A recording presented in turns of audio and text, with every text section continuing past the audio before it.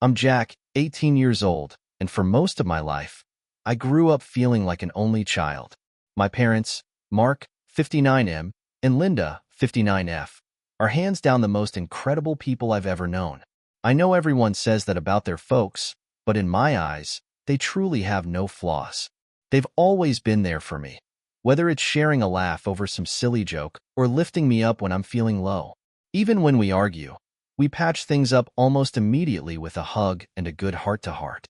My weekends are often spent camping with Mom, and on most other nights, you'll find me in the kitchen cooking with Dad. They've always made it clear that gender roles didn't apply in our home. Whatever I could dream of in parents, they've been it. Now, technically, I have three older half-siblings, Ben, 33M, Grace, 36F, and Rachel, 38F. Those aren't their real names, but let's go with that for now. I barely remember much about them. I recall Ben hanging around when I was younger, but after a while, he just vanished. As for Grace and Rachel, I don't have any memories of them at all, but we still talk about them often in our house, even though they were never really there. You see, they're from my dad's first marriage. His wife, Emily, passed away before I was born, which is something my mom talks about with a lot of respect. When I was younger, if I ever made an offhand comment that could be considered disrespectful about Emily, Mom would get pretty upset. She'd remind me to always speak kindly and show love toward her memory. I've seen pictures of them, my siblings and their mom. They don't look anything like me, but they're always smiling in those old photos, and honestly, their mom was stunning. I'll admit it, she was even more beautiful than my own mom. For what it's worth, Emily was black, and my parents are white, if that matters to the story. My siblings are, hands down, some of the most gorgeous people I've ever seen. I've always felt a bit self-conscious comparing myself to them. Rachel, the eldest, has dark skin with these striking gray eyes and hair like a real-life Storm from the X-Men. Grace, with her perfect smile, could charm even the grumpiest person on the planet. And Ben, he just radiates charisma. I've never felt like I could hold a candle to their looks. I'm just average. They're not flawless, but still, in comparison, I always felt like the plain sibling. In some ways, maybe it was a relief I didn't grow up with them around to constantly compare myself. My parents always reassured me that they loved me and that the reason Ben, Grace, and Rachel weren't around was that they felt connecting with Dad's new family would somehow betray the memory of their mom. That's why they've stayed away. I never questioned it much further. Every year, without fail, I'd receive a heartfelt letter and some money from each of them for my birthday, Christmas, or big milestones. Even though we hadn't met in person, I felt the love and sent it back in my own way. I couldn't wait to finally meet them someday. I grew up believing that once I turned 18, I would seek them out and we'd be reunited. That's what my parents always told me. They had so much respect for Emily, Ben, Grace, and Rachel, but they also hoped that once I became an adult, free from their guardianship, I could bring us all back together as a family. So, life went on for me while I watched theirs from a distance. I remember feeling so proud when Grace got promoted to an executive role at some Fortune 500 company. I even joked to myself that maybe she could help me land an internship someday.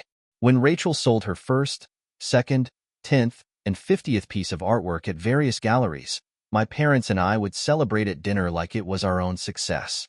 And when Ben started teaching at La Sorbonne in Paris, I bragged about it to my high school friends. I mean, who wouldn't want to say they have a sibling living in France, right?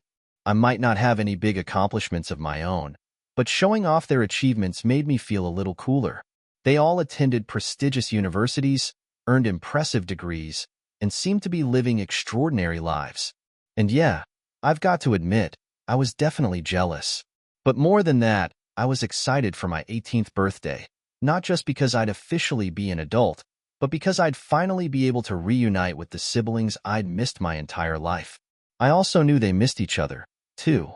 My parents told me that after they left, Ben, Grace, and Rachel drifted apart, finding it too painful to stay close after losing their mom.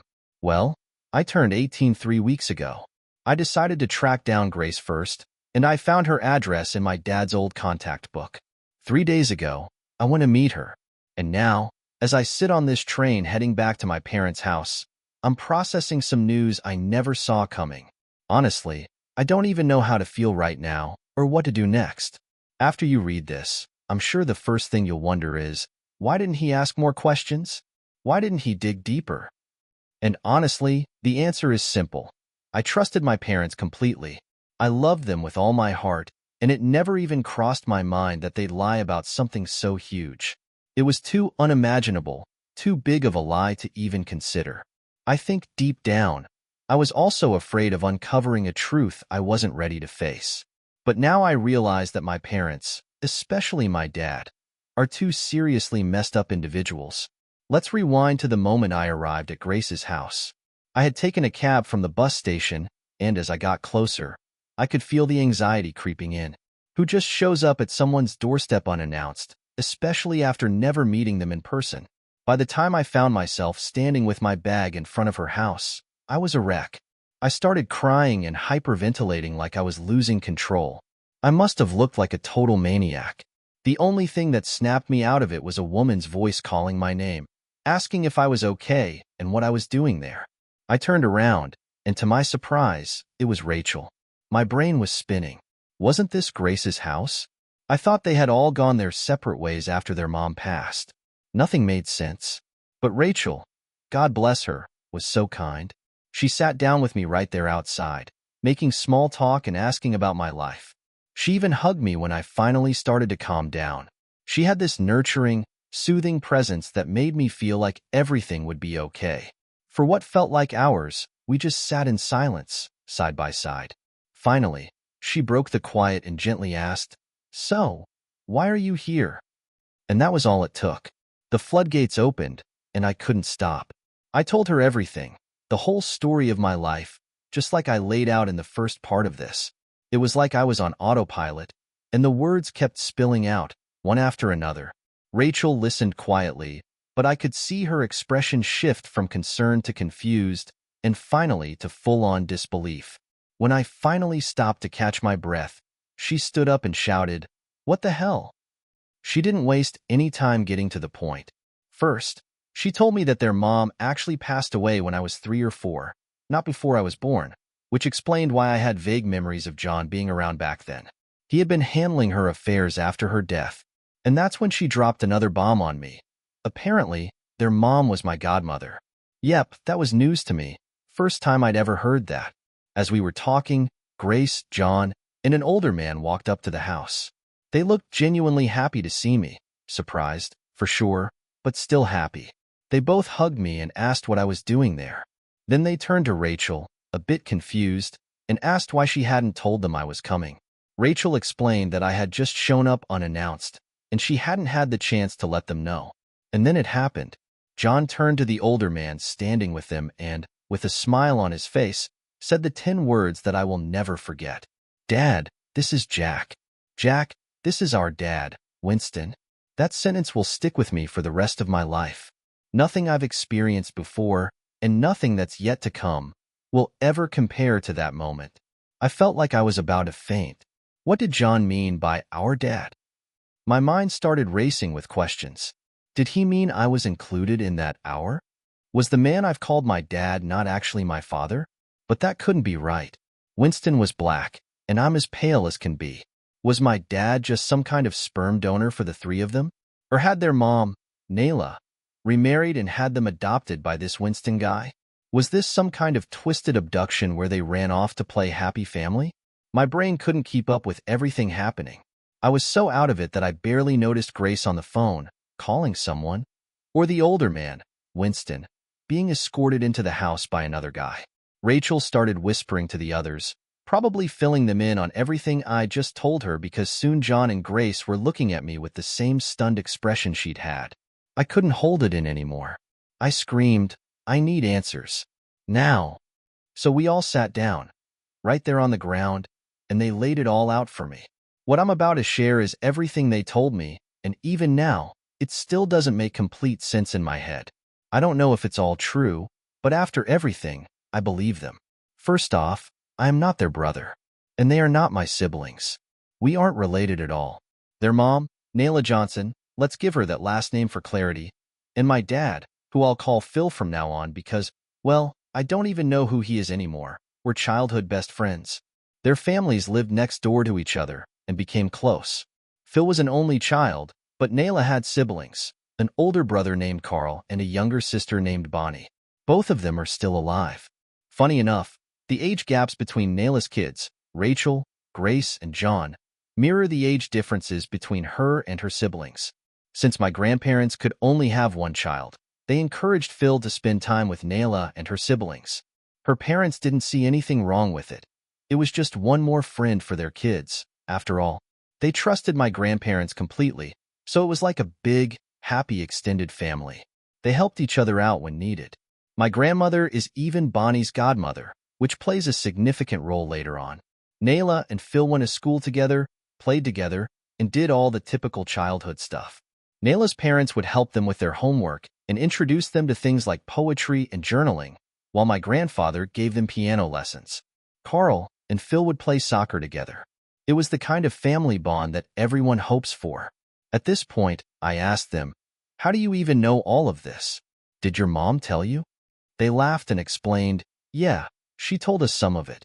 But remember when we mentioned that our grandparents introduced them to journaling? Well, both Mom and Phil kept journals. We have our mom's journals, and we also got copies of Phil's writings after she passed. They didn't want to dive too deep into the journals yet, but I ended up reading them later, and they added a lot more context to the story I'm about to share. The thing is, as I mentioned earlier, Nela was stunningly beautiful. Even as a child, she was known for her looks. But it wasn't just that. She was also incredibly smart and articulate, though quieter than her siblings. She enjoyed cooking, taking care of others, and listening to people. My grandparents, in their minds, thought she'd make the perfect wife. So they started planting ideas in Phil's head, telling him that Nela was meant for him and that, one day, they would be together. This started when they were still kids, before they were even 10 years old. And Phil, well, he took it to heart. He became obsessed with her. But they also told him never to act on it until she was ready because she was shy. Rachel made a point of telling me that even as an adult, their mother was quiet, but she was assertive when necessary. Phil and Nela ended up going to the same university. He asked her out a few times, but she always turned him down. What confuses me is why he didn't push harder, but apparently, based on his journal entries, he was terrified of losing her as a friend. So, instead of risking that, he backed off, fully convinced that she'd come around eventually. They met a lot of new people during college, and that's when Phil met the woman who would become his first wife. If you're confused by that statement, so was I. I had always thought Nela was his first wife, but apparently not.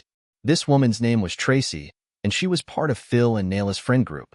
She had a huge crush on Phil, but he was too fixated on Nela to notice. So Nela, who only saw Phil as her best friend, encouraged Tracy to ask him out in hopes that it would finally get him off her back. She genuinely believed that Phil just needed to find the right woman and that she wasn't the one for him. At this point, Nela still thought Phil had a simple, unreciprocated crush. She had no idea how deep his obsession ran because he was really good at hiding it. Eventually, when Nela met Winston and they hit it off, Phil finally agreed to go out with Tracy. Things between Nela and Winston got serious fast, and I'm not going to dive into their love story because that's their personal business, but from everything I've heard, it was beautiful. Nela and Winston were so serious that they'd go on double dates with Phil and Tracy. They did everything together: classes, bungee jumping, amusement parks, trips, you name it, they did it as a group. Phil and Winston would write poetry for their partners, and Nela and Tracy would bond over cooking and golfing. They weren't just couple friends. They became close individually as well. Nela genuinely thought Phil had moved on, but he hadn't. Not even close. When she got pregnant with Rachel at 21, Winston proposed, which sped up their timeline a little since he was about to enlist in the military. They were madly in love, so they figured, why not, as Kelly put it. 3 days after they announced their engagement, Phil and Tracy announced theirs as well. Nela found it odd, but Tracy was so thrilled that Nela pushed aside any weird feelings and just celebrated with her friends. That's when Phil's more obsessive tendencies started to peek through. He suggested that they have a joint engagement party. Nela and Winston weren't sure at first, but since my grandparents had more money and could help pay for the celebration, it made sense. My grandparents weren't thrilled about either engagement, but they discussed it with Nela's parents, who just wanted their daughter to be happy. They had a lot on their plate with Carl, who had come out as gay but was still closeted to the rest of the world. So they weren't too hung up on the whole, meant-to-be thing my grandparents were pushing. They just wanted a celebration of love. According to Rachel, Grace, and John, the engagement party was like a fairy tale. Everything went off without a hitch.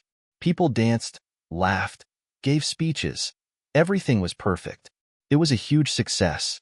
Then, toward the end of the night, Tracy pulled Nela aside and said, "I'm so happy we had this joint engagement party. You've been such an amazing friend. You gave me the confidence to ask him out when I was so insecure, and I always thought you two would end up together. But here we are, celebrating together, and guess what? We're also pregnant at the same time. Phil and I are expecting." "What do you mean, expecting? Does this mean I have a half-sibling I've never even known about?" "Well, as it turns out, I actually have, or had 3. 2 half-brothers and a half-sister. Apparently, every time Winston and Nela announced they were expecting a baby, my dad and Tracy somehow managed to get pregnant too. It's like my dad was just as sick as his parents, and Tracy was trying to keep up, to prove she was just as good as her best friend Nela. So, I would have had 3 half-siblings, a sister who would have been 38, Marina, and 2 brothers, Simon and Robert, who would have been 35 and 32. I mean, it's kind of wild, right? These people seemed like they could just pop out kids whenever they wanted. Meanwhile, I've read so many stories about people struggling with infertility, and here they were, just having kids like it was nothing. But here's the kicker. They're all dead. I know it sounds like I'm indifferent about it, but the truth is, I never even knew they existed. I didn't know them, never met them, so I'm still trying to process that. It's like trying to mourn someone you never knew was real in the first place. From what I gathered in my dad's journals, if my half-siblings had survived, he would have tried to marry them off to Nela's kids. 2 boys and a girl on both sides. It was perfect, at least in his twisted mind. Before I get back into their story, let me address some questions you're probably asking, because I sure as hell had these questions too. I asked them all before they continued with the rest of the story. Why didn't Donna tell me right away that I wasn't really their sibling? Donna explained, "Dude, you showed up on the front lawn having a full-blown meltdown, screaming and crying. Even though we've written letters, I didn't really know you, and I had no idea how you'd react to the truth. No way was I going to tell you all that without some backup. I've got a husband and kids. I'm not trying to get killed today. And honestly, that makes sense. I probably looked like I was losing my mind. Why didn't they tell me sooner that we weren't actually related?" John chimed in, "Until today, we didn't know you thought of us as siblings. This is news to me. I don't know about my sisters, but I never referred to you as my brother in any of my letters, and you never called me yours.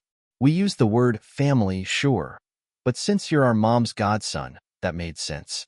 I don't even call Donna and Kelly my sisters unless we're fighting about something, and I need to remind them who we are to each other. But you and I? We've never argued." Donna and Kelly agreed. "And now that I think about it, it's true.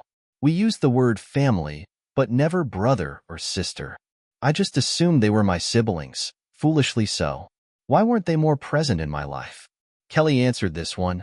"We always thought your dad was unstable, a real menace, honestly.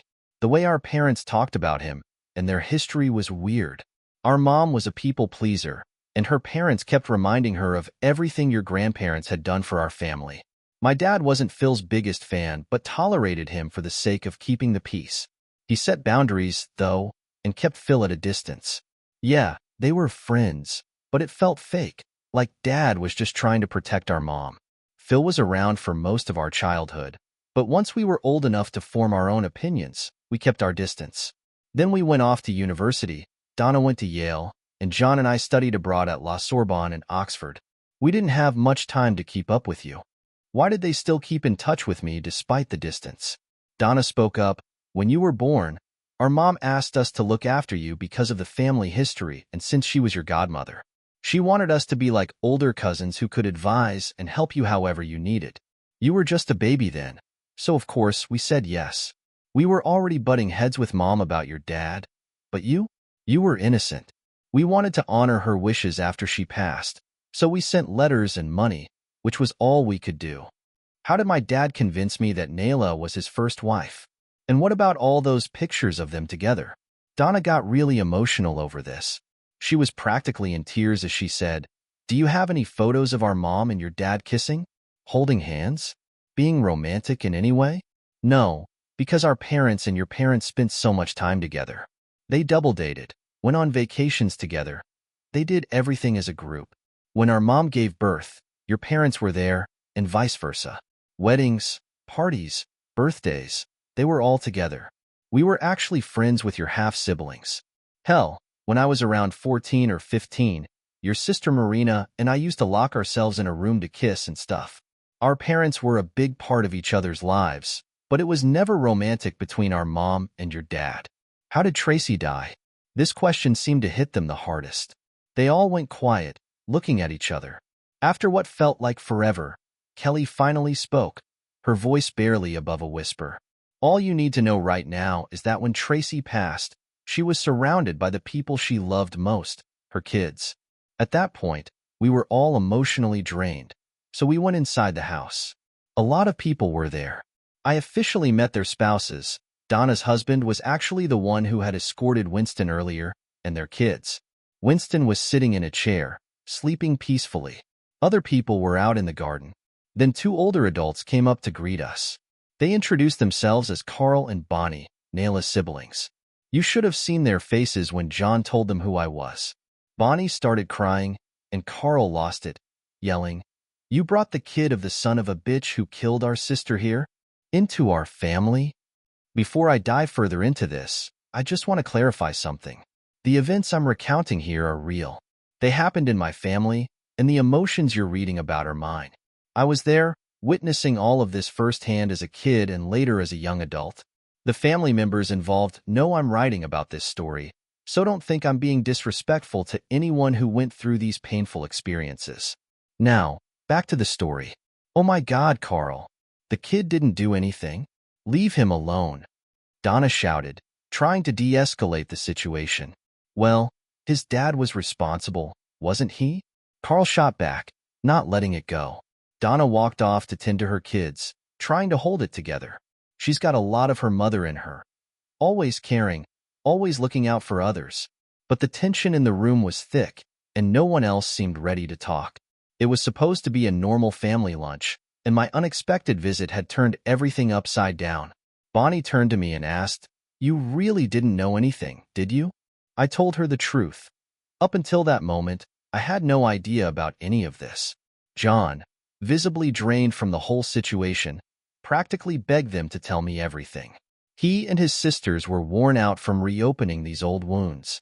And that's how I found myself in the kitchen, sitting with 2 people who clearly resented me. But I needed to hear the truth. Let me backtrack a bit and address something from my earlier posts. Someone commented that Donna, Kelly, and John probably hated me and didn't want anything to do with me. Well, they were right in a way. But it wasn't Donna, Kelly, or John who harbored that resentment. It was my actual half-siblings, Marina, Simon, and Robert, who hated the thought of me. They couldn't stand the idea of my existence. They wanted nothing to do with me. When I was born, they were either adults or close to leaving the house, and they refused to acknowledge me. They wouldn't hold me, play with me, or even talk to me. Here's the backstory. Phil and Tracy, my biological parents, divorced when their kids, my half-siblings, were preteens and teenagers. Shortly after that, my dad met my mom and things moved quickly. There was no cheating involved, but he needed someone to help take care of the kids when they weren't with Tracy. She didn't have full custody, so the kids lived with my dad and my mom most of the time. And apparently, my mom fell head over heels in love with him the moment they met. But do you know why Phil and Tracy got divorced? It wasn't because they grew apart or fell out of love. It was because Tracy found my dad's journals. These journals detailed how obsessed he was with Nela and how much he regretted not marrying her. He even wrote about how he regretted having kids with Tracy because they weren't Nela's children. That's why he was so involved in the lives of Donna, John, and Kelly. He was trying to be the father figure their real dad, Winston, couldn't always be while he was in the military. Of course, that didn't work, but Phil didn't stop trying. After the divorce, Tracy sent a package to Nela. It was labeled, "In case anything happens to me." but she didn't explain it any further. Nela, being the amazing friend she was, didn't ask questions. She just held on to it. She didn't want to lose the friendship they had, and she didn't want to upset her kids, who adored Tracy. Nela stayed involved in my dad's life, mostly to keep an eye on things when Tracy wasn't around, especially when it came to Robert and Simon. That explains why there are so many pictures of Nela and my dad together, along with Donna, Kelly, and John. What's sickening, though, is that I actually remember seeing some of those photos when I was a kid, photos with these 3 other children I didn't recognize. My dad had told me they were just neighborhood kids. How messed up is that? He was referring to his own children as strangers. Nela also stuck around because she was my godmother. She was worried about my mom, too, because she could sense that something wasn't right with my dad. Kelly eventually brought out a photo album filled with pictures from their childhood. Some of those photos had my half-siblings in them, and when I looked at Robert's face, I couldn't deny it. He looked almost exactly like me. There was this strange, undeniable connection.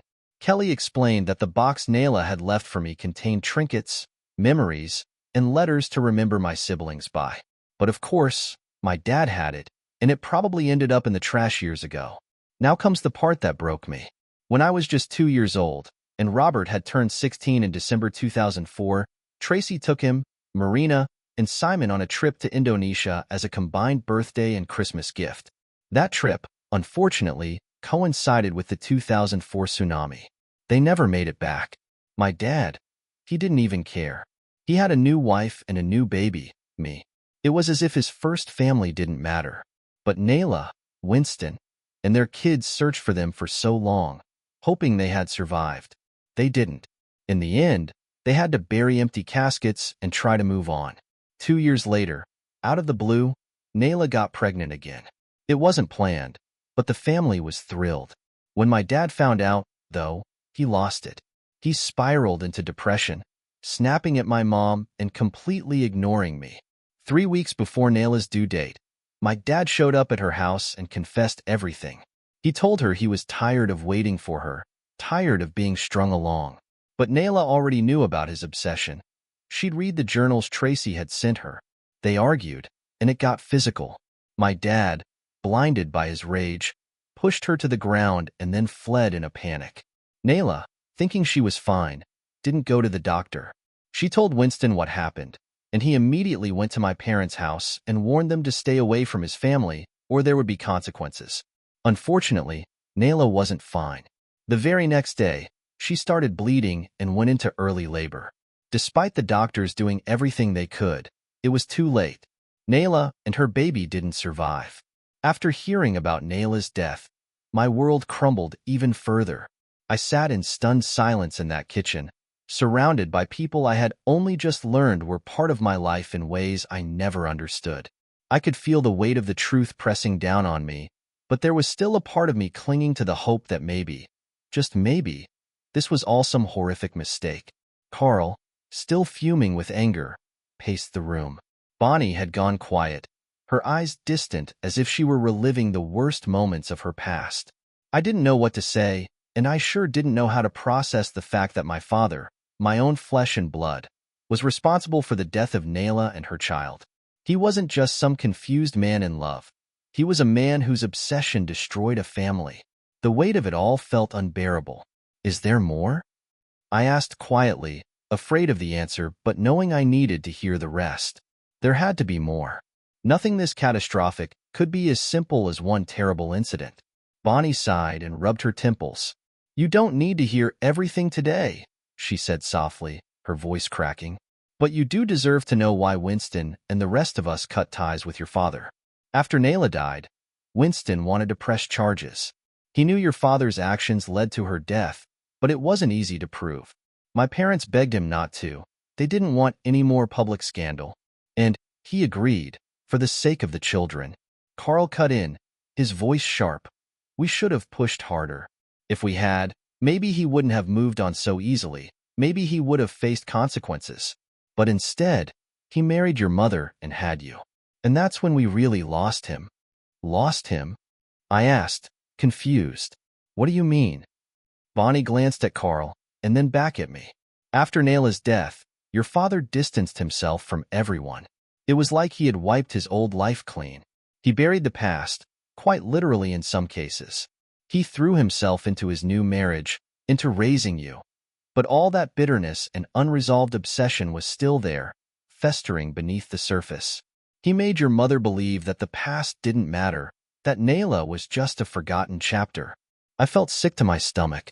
My whole life had been built on lies, and my father had hidden behind a mask of grief and regret, convincing everyone around him, including me, that he had moved on, that his old life didn't exist anymore. But in truth, he had just erased it from his narrative, like it didn't matter. What do I do now? I asked, my voice small, almost pleading. How do I face him?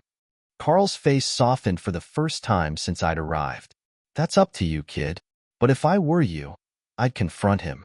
He's been hiding from the truth for far too long, and you deserve real answers, not just the lies he's fed you. But be prepared. He's not going to admit anything easily.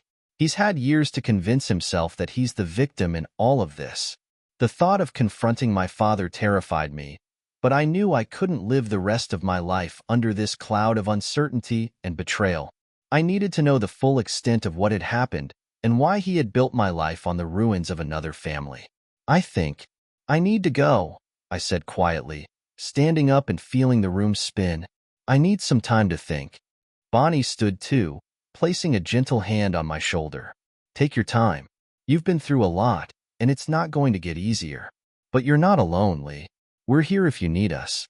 I nodded, grateful for her kindness, even though I could still feel the distance between us.